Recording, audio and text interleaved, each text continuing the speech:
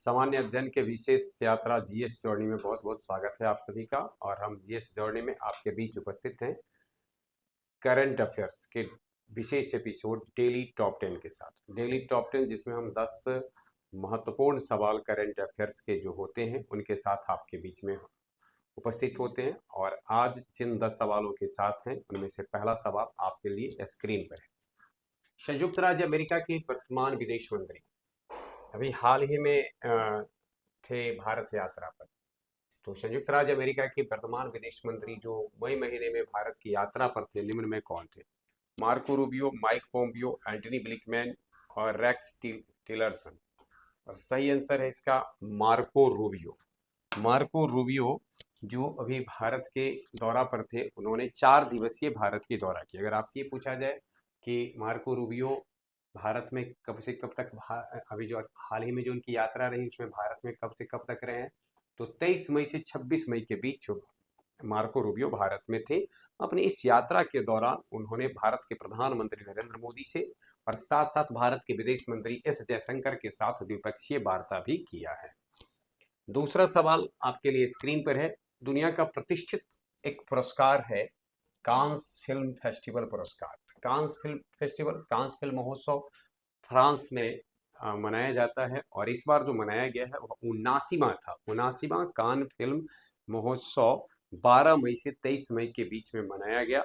इसमें camera D ओर का पुरस्कार किस फिल्म ने जीता? कैमरा डी ओर सर्वश्रेष्ठ पहली फिल्म। गौरतलब हो कि कांस फिल्म फेस्टिवल्स में विविध क्षेत्र में पुरस्कार दिए जाते हैं, जिसमें से एक पहली फिल्म जो होती है उसके लिए दिया जाता है कैमरा डी ओर।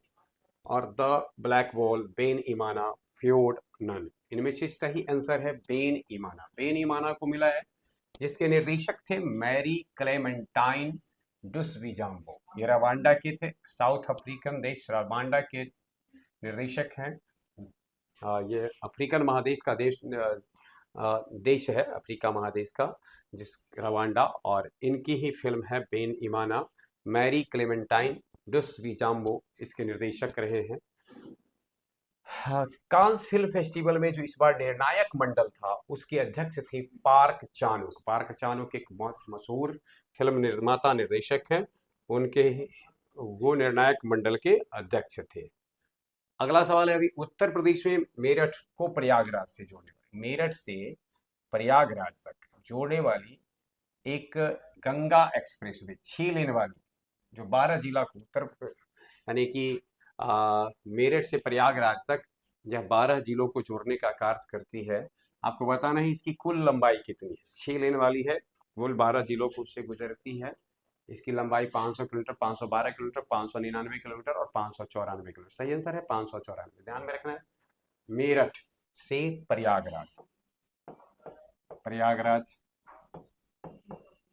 ये आप ऐसे भी समझ सकते हैं कि यानी पश्चिमी उत्तर प्रदेश से पूर्वी उत्तर प्रदेश के 12 जिलों को इसने जोड़ने का कार्य किया है। 6 लेन वाली। अभी हाल में एक नदी वेंकटपुरा काफी चर्चा में रहा। चर्चा में होने का मूल कारण है कि इस नदी के मुहाने, जहां इसका मुहाना अर्थात जहां पर यह अरब सागर से मिलती है, उसमें उसके निकट एक ही परिवार के 8 व्यक्ति का निधन तब हो जाता है जब अचानक मुहाने पर पानी का मतलब स्तर जो है, जल का जो स्तर है वो काफी बढ़ जाता है।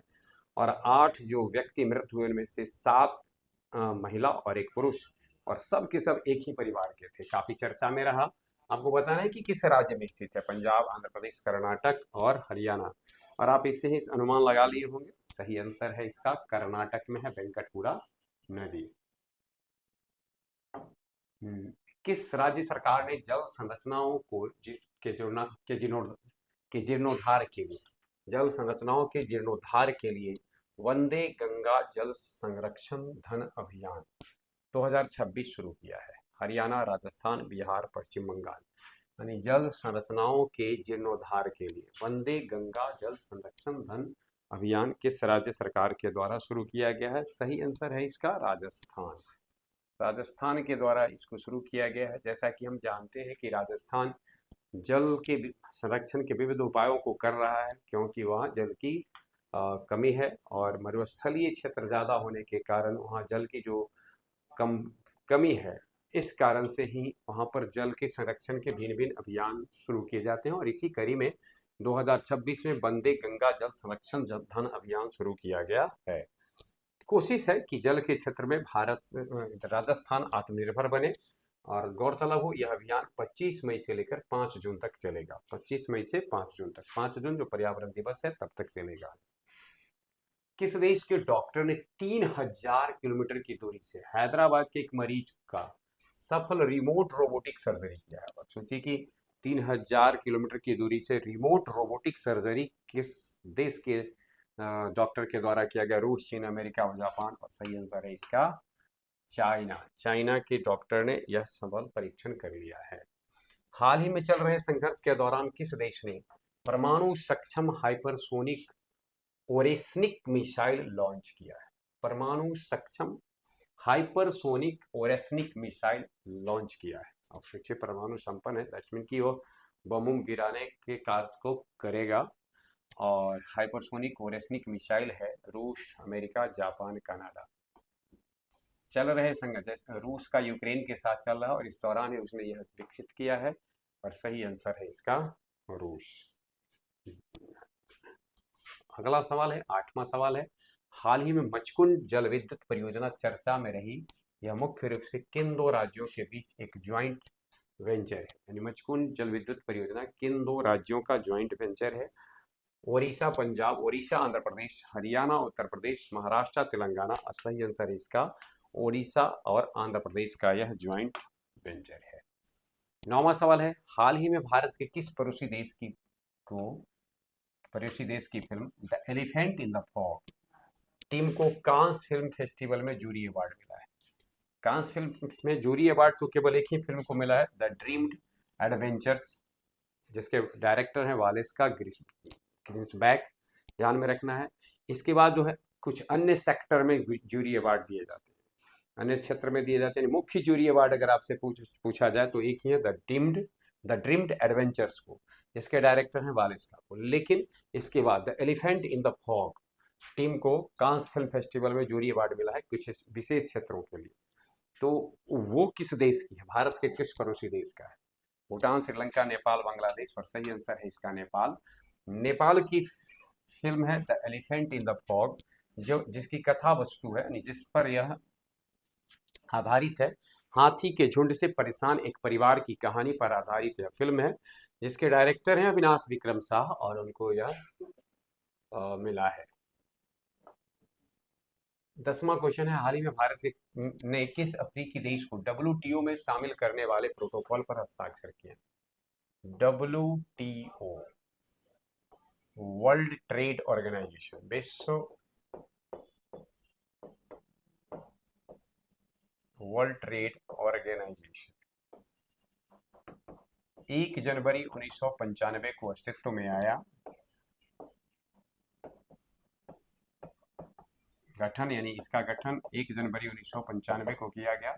यह एक गठन का सेंस नहीं कह सकते हैं यहाँ पर, क्योंकि गठन से ज्यादा अच्छा वर्ड रहेगा, इसका नाम बदला गया, क्योंकि इसकी जो पूर्वगामी संगठन था वो था GATT, general agreement on trade and traps को समाप्त करते हुए 1 जनवरी 1995 से विश्व व्यापार संगठन की स्थापना की गई। गौरतलब हो इसका मुख्यालय जेनेवा में है। और अब भी भारत ने एक अफ्रीकन देश को WTO में शामिल करने के लिए प्रोटोकॉल पर हस्ताक्षर किए हैं, इथियोपिया, नामीबिया, नाइजीरिया, सोमालिया। और सही आंसर है इसका इथियोपिया को WTO में शामिल करने के उद्देश्य से भारत ने एक प्रोटोकॉल पर हस्ताक्षर किया है। ये 10 सवाल थे जिसके साथ हम आपके बीच उपस्थित हुए। आज भर के लिए बस इतना ही, फिर मिलते हैं अगले दिन, तब हम फिर चर्चा करेंगे जो 10 महत्वपूर्ण क्वेश्चन होंगे इसके साथ।